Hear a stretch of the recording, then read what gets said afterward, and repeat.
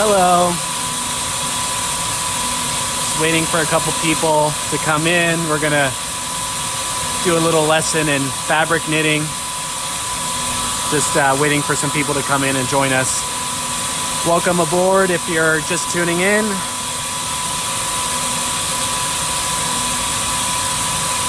Welcome, welcome. We're at the knitting facility in downtown LA, and we're gonna take a little tour of where we knit a lot of our fabric. Just waiting for some more people to come on in.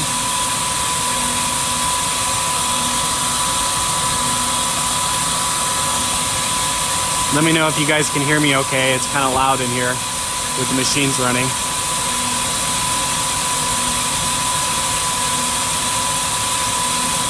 Give it about 2 to 3 more minutes and we'll kind of walk around.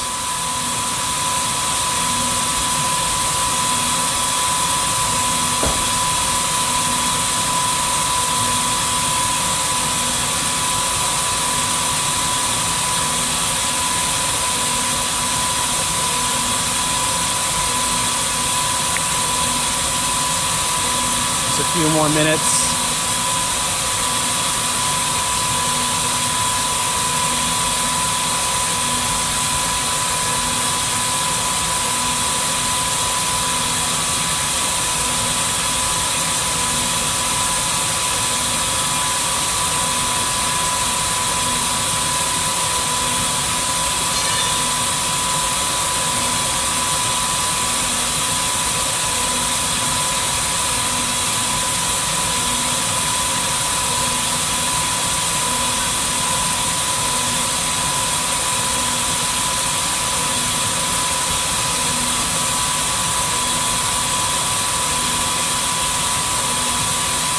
Welcome everyone.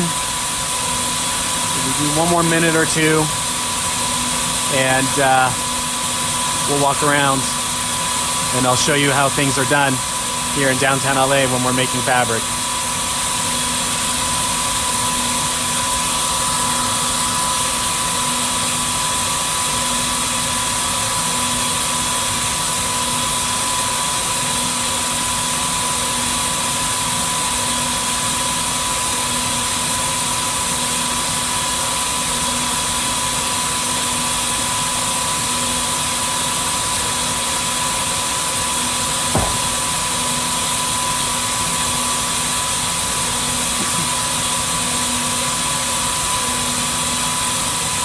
Okay, so let's walk around.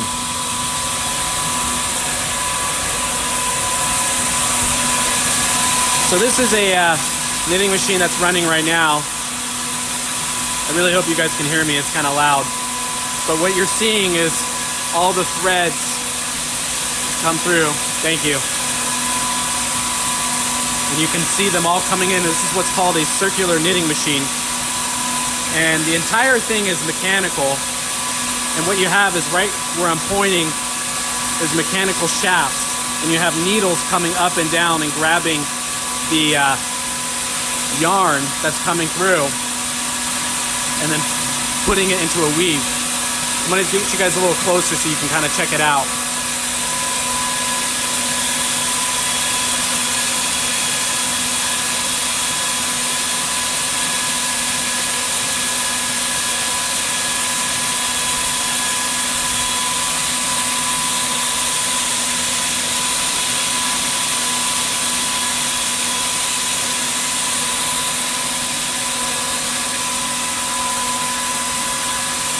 So if you look, they come in through these feeders up at the top, and they call these frills. And these are all the yarn cones that kind of feed up into these little air jet tubes with compressors that go up over the top and then down. And what you have is the fabric down in here.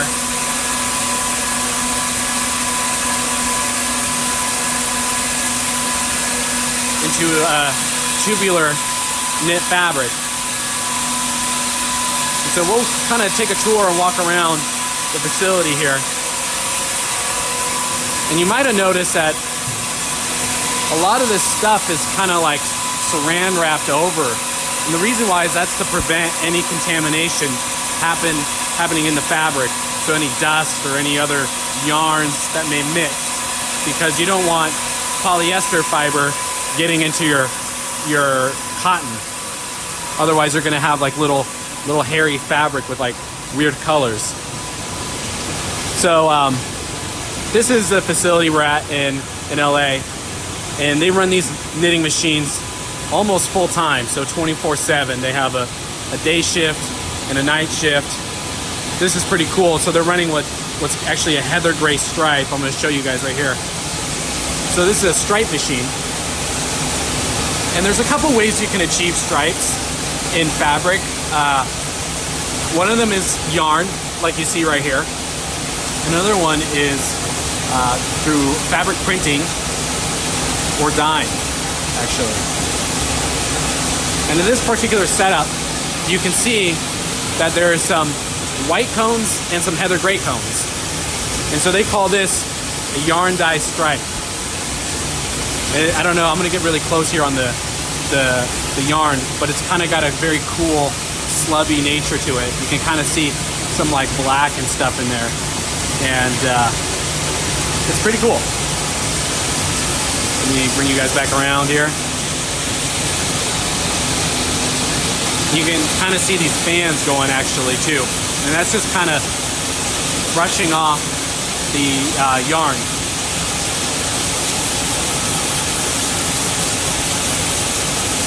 Right here.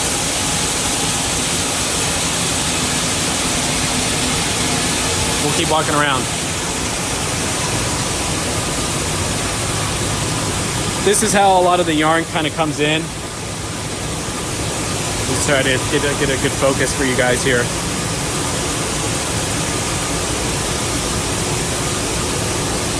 So the yarn comes in on pallets, similar to this right here, as big cones. And then it's loaded up on the machines.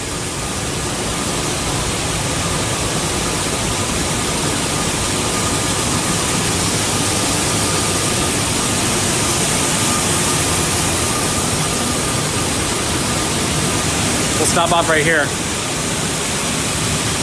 It's another cool machine. And right here you can see this is some gray good fabric that just got knit down. It's like a thermal knit. You can kind of see that. Pretty cool.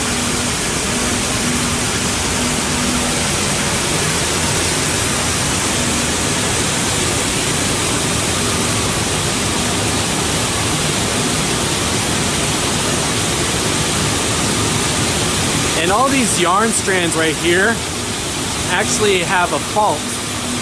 So say if one of these yarn strands were to break or something, this switch will flip and the entire machine will shut off completely, preventing any holes in the fabric.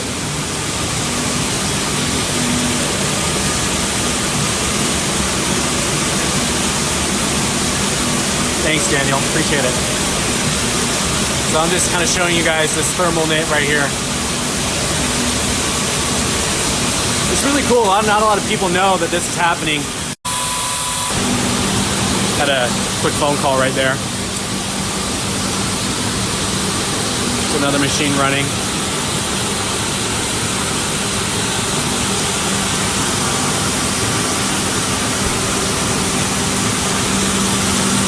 So it looks like this machine right here is set up in what's called a 3-end French terry. So that means you have 3 different ends going into the French terry. So you have the yarn on the face of the fabric, which is on the top of the fabric. You have a yarn that comes in through the middle, and then you have another yarn that goes on the loop. And that's what kind of creates that very beefy sweatshirt that a lot of people like to look for. I'm gonna try and keep my eye out and see if I can find any French terry fabric laying around so I can kind of show you guys the yarn structure.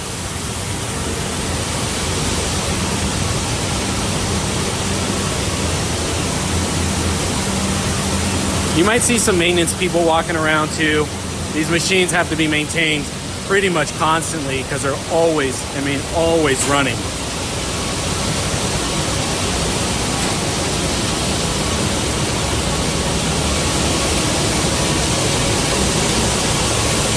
Trying to find some French terry for you guys laying around.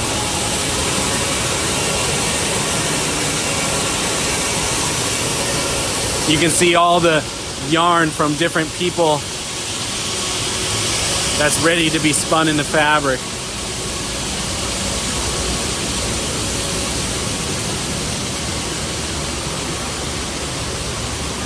Tons of different yarns. You got spandex, cotton, rayon, lycra.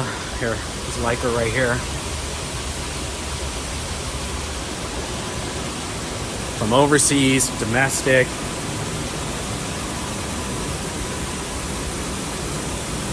Trying to keep my eyes open for some French terry for you guys. So when the yarn's done finished knitting, this is what you have. It's called gray good fabric.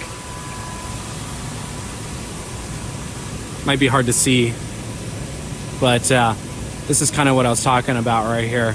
So you can kind of see the loop on the back of the fabric. And this is the face. Let's see if I can bring it into focus. And so all gray goods are done on what's called a tubular setup. And so what happens is they're all tubular and they're kind of tucked in on itself. And then when it goes to the dye house and it goes for laundering or you know, scouring to be cleaned and made into a certain color, what they do is they take like a slit line and they cut right down the middle of it, and then they open the fabric up. And then what you have is you kind of like your fabric that gets spread on the tables, which you guys probably see me kind of do some Instagram live as well. Some more fabric over here.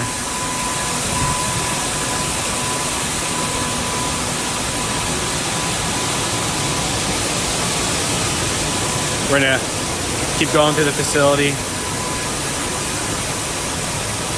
Show you guys some cool stuff that's sitting around. I always like to kind of take a look and see what the market's working on. Here's another French terry. It's like almost like a towel, like a terry towel. So you can see the loop on the back.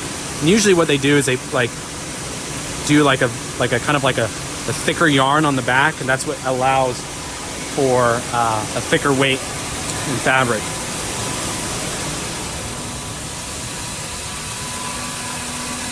There's some more really thick French terry right here. This looks like almost like a 25-ounce French terry. These are going to be really nice hoodies. Like super beefy, really chunky, very comfortable. Yeah, as you can see, there's just, I mean, tons and tons and tons of yardage that is coming through this facility. Here's a nice little waffle. Doing like a waffle thermal. And this is just all running all the time. And this whole place is just stacked. I'm gonna try to bring it into perspective here. It's pretty amazing.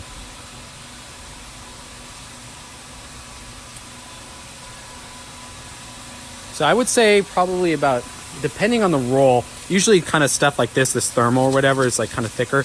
Probably gonna get about 30 to 40 yards out of this. And if you're doing a long sleeve tee, you're probably consuming about 1.2 yards per long sleeve.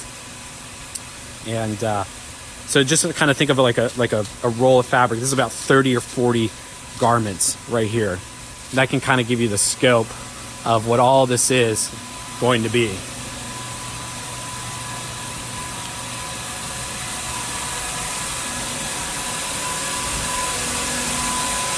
This is all in downtown LA. We're gonna, actually I want to show you the inspection machines actually. I don't think they're running anything over here, but it's definitely worth showing what they're doing. And so what they do here is when they're done with the gray goods, they'll put them on these machines. And if you go to our website, you know, you can probably see the full tour of the facility with the facility owner. But you will see is this light up in the background, and then as the fabric is kind of spread over it, they try to look for any impurities or any holes in the fabric to identify any problems with the knit down. So maybe if there was a broken needle in the machine or whatever that they didn't know about, they're going to identify it right here. And they have like a little chart right here to kind of help show you, you know, what these holes look like in the fabric on a microscopic scale. So they have different machines set up.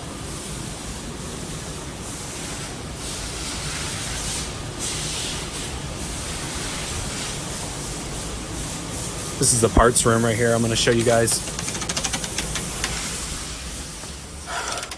Just so many parts that they use. Thank you, Daniel. Appreciate it. You can see there's some Samsung parts here. It's pretty cool. Everything on these machines are pretty much mechanical. There is really no computerization unless you start kind of getting into the jacquards or anything like that. You start doing any specialty stitching in any of the fabric. No, sorry, I don't do any reflective printing. It's not really something that we specialize in. But if you want to send me an email, I do know some people that do some reflective fabric overseas. It's kind of more of a novelty, actually. So these are like what they call yard cuts. And these are yard cuts. These are all pulled from production. And you can kind of see all the different styles of knits that have gone through these machines. You have some really cool, you might hear the lunchroom, by the way. This is like a really kind of cool sweater gauge. So what they do is these are actually yarns that are twisted together. So you can actually see the twisting of the two yarns, and then it's thrown on the knitting machine. And then you kind of get this cool sweater knit fabric. This is really good for, like, you know, women's cardigans and stuff. It's very comfortable. All this like really just chunky stuff. I love the chunkier knits for sure. I'm a big fan of thicker weight stuff. I can't wait till we start making some Supima hoodies and whatnot. Here's kind of like a cool stripe up here. You can kind of see.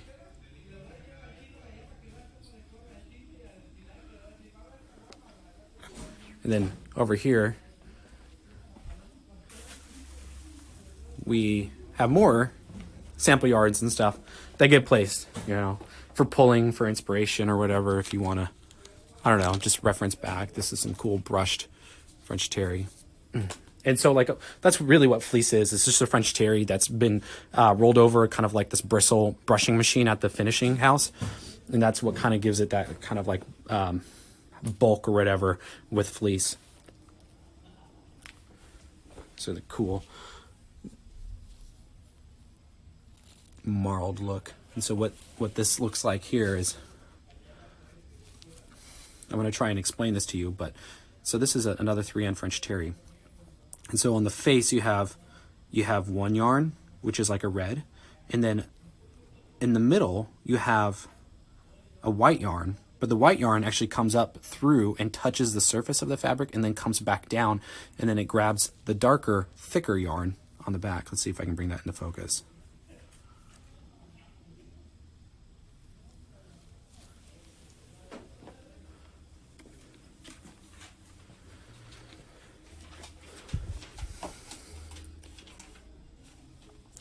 And yeah, that's pretty much it. Maybe we'll end it with a nice shot of a really cool marl cone here. And I'll do some closing statements. Leave it open to any questions if you guys have any questions for me. So this is a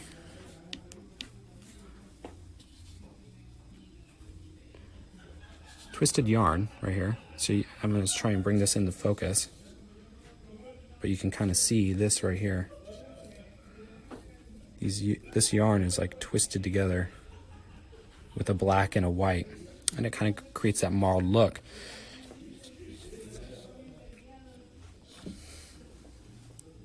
Let me know if you guys have any questions or comments. Always appreciate it. Let me see if I can grab a couple more cones for you guys.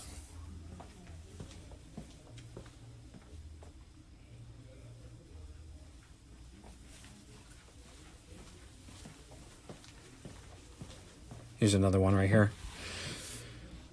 This is like a really good example, actually, of like a twisted yarn. So you can really see that it's a kind of a thicker gauge. And so you're going to see the spinning or the twisting of the yarn a lot better.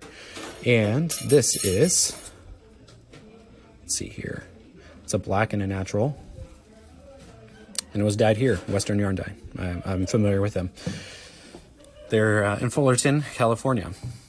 Ben is the owner over there. He's a nice guy.